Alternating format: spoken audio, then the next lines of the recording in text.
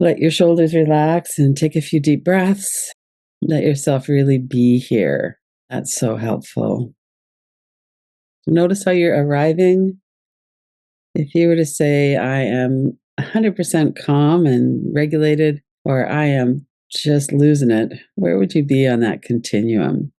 Probably not at either end. It's somewhere in the middle there. Notice your breath. That's a good indicator. If we're breathing, that continuity in the breath, breathing diaphragmatically, smooth breath, that really reassures our nervous system that we're safe enough to make some noise, to let our body move a little. It's safe enough to breathe. Saying that really brings to mind how fragile our situation is so much of the time. Like, do we really feel safe enough to breathe? We have a habit in our body, our nervous system might have been decades now that we hold our shoulders kind of tight and we breathe enough to get enough oxygen in to support life in a way, but it's not vibrant, it's not enough. So it's not abundant. So let's do a little bit of abundant breathing right now. Bring in some oxygen. And as with everything that we do, modify this so that it works for you. We're going to do some cyclic sighing for a few minutes. Such a good way to reset our nervous system and to get some oxygen into our brain, into our body. It helps us to feel more alive. It's a double inhale through the nose and a long exhale, like you're breathing out through a thin straw. Inhale. And again. And then release. And as you release the stale air out of your lungs, release the stale ideas out of your mind, release tension out of your body, let yourself soften.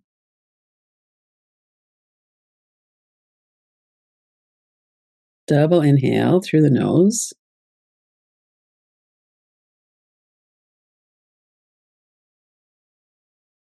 And often we'll have a little bit of a rise in the shoulders as the top of our lungs get some air. And then on the exhale, it'll allow that to soften, release away from your ears.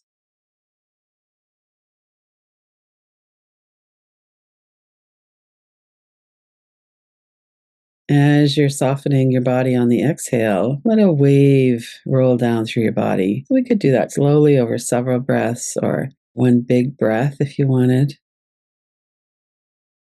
As you're exhaling, soften through the forehead and eyebrows, your eyes. See if you could let go of any worry, concerns. Right now, in this moment, there's nothing that we need to do. We don't need to take any action. But let's double inhale.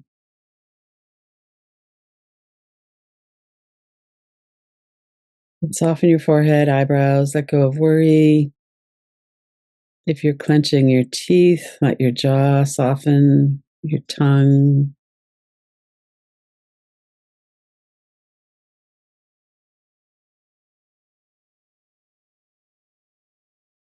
Breathe in as much volume as you're comfortable with, and then as long of an exhale as you're comfortable with. Really take your time as you're breathing out.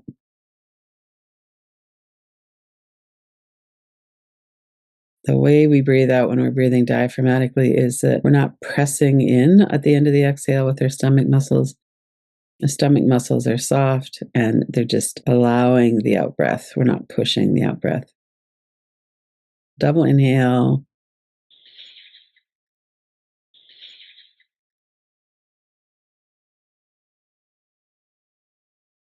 All the way down through the upper back, mid and lower back, neck and shoulders, the chest. And we might even work with the arms on the inhale. Really bring your arms up, stretch up through the rib cage. Double inhale. And then exhale, long, slow exhale. Let your arms come down, your shoulders soften. Let your whole body feel the difference. Inhale up. And again, stretching up, long, slow exhale, breathing out through pursed lips. And take a few of those breaths with some movement, some other kinds of movement. Maybe swaying like I'm doing, or lifting your collarbones up and then rounding through the lower back. Just something that will help you to loosen your body. And then back to whatever breath feels natural for your body right now. Let go of the cyclic sighing or the practice, unless you really are enjoying it and you want to continue it. Of course, we can certainly do that. And what's happening right now in your experience?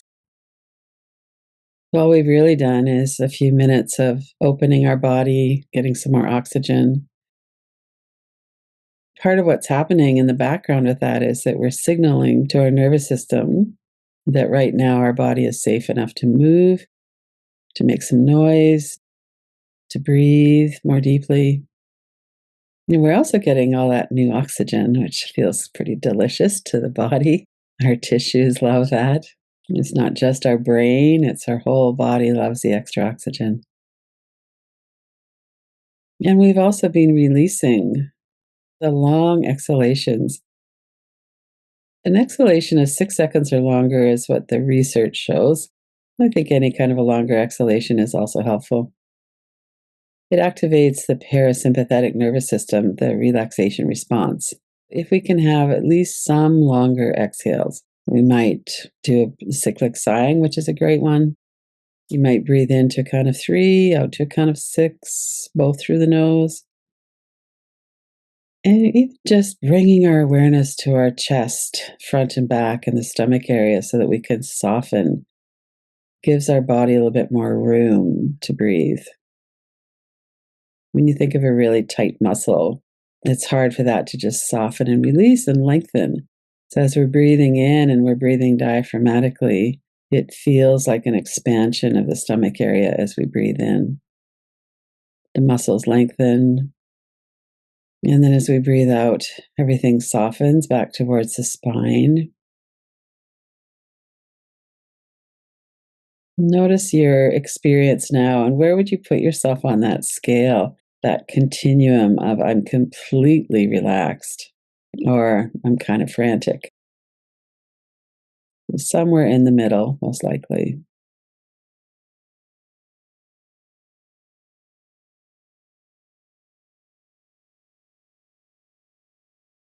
And then let's work with the back of the body. Notice your whole back body. One of the things that happens in the back of our body is that we sometimes need to protect ourselves from the back. We have phrases for that, like being stabbed in the back, describing social threat usually.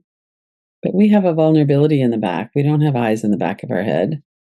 We have ears that can hear sound behind us.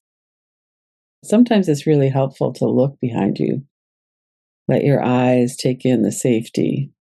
Is there anything behind me that could be threatening me? And then look around as well in the front. Are there any cues of danger? Are you seeing anything that's alarming? We see so many alarming images in social media, primarily, in the news, on YouTube. There's so many ways that we just get these. Some of them are still images, like somebody's face that looks very angry. Is one thing that's kind of activating for us. It's a signal of threat. It might be a video clip of something that's going on, or maybe you have sounds in your mind that you're still hearing, even though maybe the last time you actually heard that was years ago, or, last night, or whatever it is. That our nervous system's grabbing onto that evidence that there's something here that we need to be alert about, something dangerous. So it's very helpful to do some practices like this that will help us to come back into more reality around the threat. When we see something with our eyes, our brain is built to assess that as an immediate threat. And when we're looking at images online, those are not immediate in the same way. It's not an immediate threat to our mammal body. By stepping back and having a look at those, we can see a lot of the source of our alarm comes from our nervous system reading things in a certain way. And then we tighten up. We feel like we're under threat. We might have a feeling of doom, like things aren't going to work out. And then we come back and do a practice like this, and it's just a chance to counteract some of that building tension. So when we think about our back, we're bracing ourselves often for trouble, having that tight upper back, muscles of your upper back. And then if we move those muscles around like we were doing in the cyclic sighing, or when we were bringing our arms up, we're letting that area of the body experience a little bit of softness. And we can't really tell our body to be soft. That's not how it works. But we can experience and encourage that. So as we're looking around and we're not noticing danger, we could also look for support. What in your environment is nurturing for you? I have art and trees and my dog and a safe home. I feel very blessed by everything that's around me that's signaling safety. And yet I have a lifetime of experience, as we all do, that we're not always safe. We're trying to bring ourselves into a practice of reassurance in a way, like right now, I'm not in danger, so I could relax.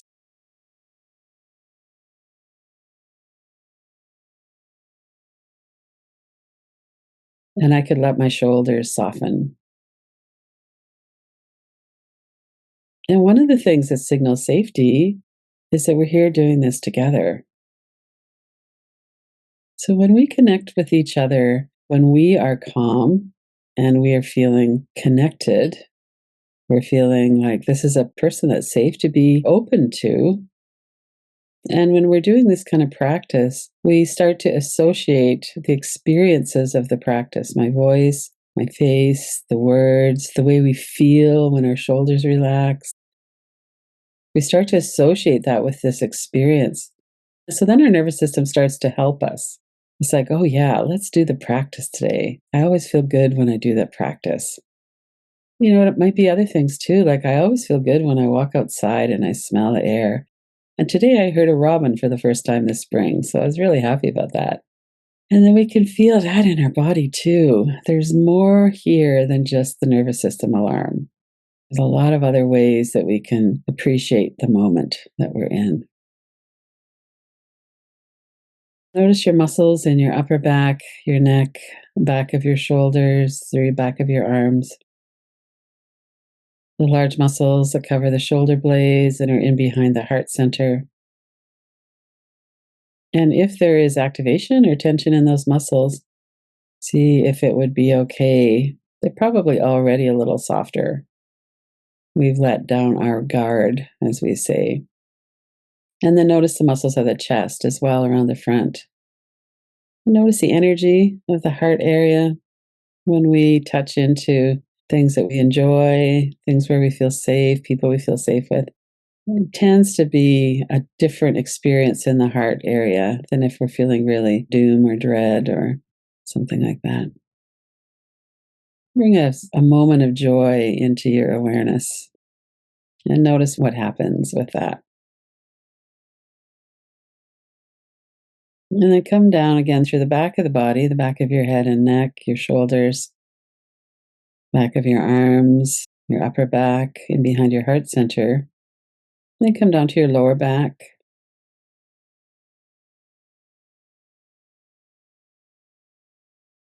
To your buttocks and the back of your legs. Come through your pelvic floor, your hip joints to the front of your legs as well. Are you feeling safe enough to let your legs be off duty? You might stretch, flex, and extend through your feet. Do a little tension and release in the muscles of your thighs, perhaps. If you're feeling a lot of restless energy in your legs, you might give them a good shake, one at a time or both of them. Is it okay right now to let your whole back body be unprotected? Is the environment that you're in safe enough to do that? Some people might be in their car listening or in a coffee shop or something. And if that's the case, you got to keep a little bit more vigilance there.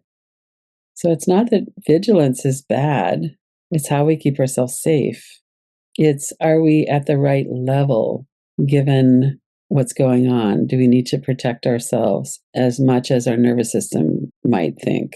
It's usually not so much. So we don't want to exhaust ourselves by being hypervigilant when it's not necessary. So see if you could let the whole of your body from head to toes soften as you breathe out. And then breathe in a sense of nourishment, of support. Really notice exactly what does it feel like? What is the subtle experience of feeling safer in your body?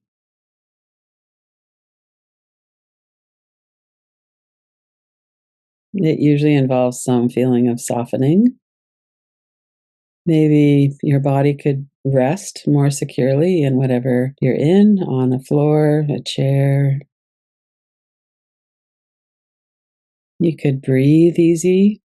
We have so many sayings in our cultures that talk about the nervous system that we don't even really think about as nervous system. Well, I can breathe easier now that I have that burden off my shoulders. Or carrying something really tight, it's hard to breathe. So maybe there's something on your shoulders that you could allow to release, slide off down through your arms and hands. Let it go out your fingers into the ground.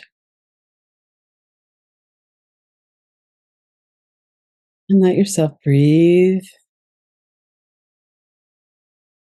Notice your forehead again, your eyebrows, your eyes. Is there any worry in your mind that you could release? Yeah, sometimes as we let go, we do feel how tired we are. And it has a big cost in our body to stay hypervigilant. So to really rest, to let yourself rest, even if it's for the next 3 minutes. Let's go deeper into resting. I don't need to do anything right now to protect my body. My prediction that my body will be safe for the next 3 or 4 minutes is highly accurate. There's no sounds of danger, no visuals. I'm here doing a practice, so I could let myself enjoy a few minutes of feeling safer. And then notice what happens. Did your body go, no, that's not true? The alarm might still be there, but see if you could come into more of a rest anyway. You might do some more cyclic sighing or a more quieter breath.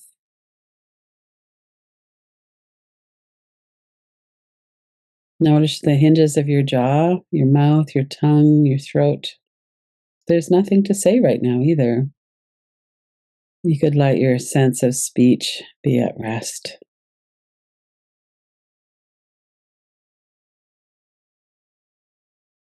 Notice your throat, the sides and front of your neck, down through your shoulders, your arms and hands. And with each time that you breathe out, let a little bit more softening happen in your body. Notice your collarbones, the muscles of your chest. We have a pretty good system of protection, the rib cage. Notice the muscles that cover the rib cage. These are the muscles that operate the arms, muscles at the front and the back of the rib cage, through the shoulders. See if you could allow the muscles of your chest and your upper back to be soft. And what's happening in your heart area right now?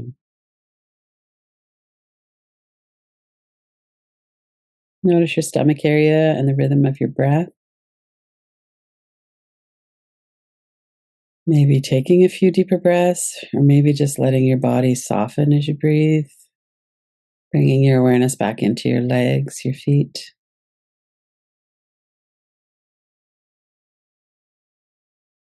Coming back to your heart area, bring to mind a lovely thought. For me, it's standing outside this morning in the sun, hearing the first robin of spring. That's probably something else for you. Let's savor that thought for a moment.